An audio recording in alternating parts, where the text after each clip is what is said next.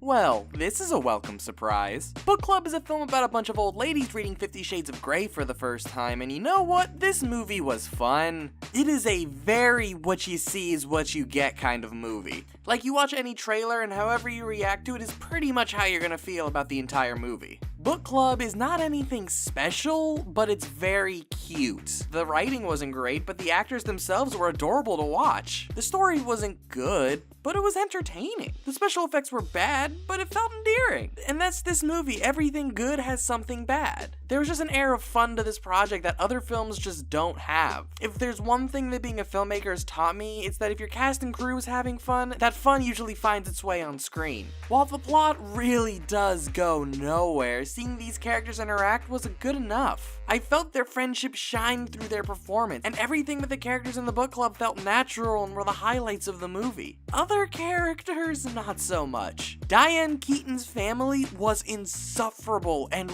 really dragged down the movie. Their dialogue was so mean and it felt unnatural, which felt entirely out of place because everyone else's performance felt realistic. Another major issue was the product placement. Like, I understand that you need to get investors for your film, but the way that the stuff was framed in many scenes just beat you over the head with how overt it was. There were so many shots and scenes that solely existed to get product placement in. And while some of those can be ignored, it's inexcusable when the ad becomes a part of the story. One of the film's biggest plot threads revolves around the use of Bumble. If you haven't heard of it, imagine Tinder, but the only way for the match to stick is if the girl messages within 24 hours. So, as the youngest person in the theater by at least 30 years, I was quite annoyed when she kept receiving messages from different guys through the app, and I was confused as to why all of Bumble was just a bunch of old men. The movie also had a missed opportunity to get her to date a very young man. It's obvious that the script called for a Match.com or an OkCupid,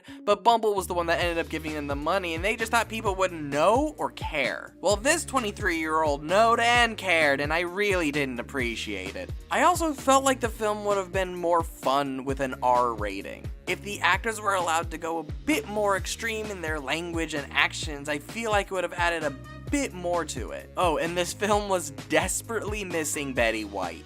I feel like she could have absolutely killed it with a role in this movie. But even without her, I really can't say I hated this movie. It was just cute, innocent, lighthearted fun. This gets a 5 out of 10.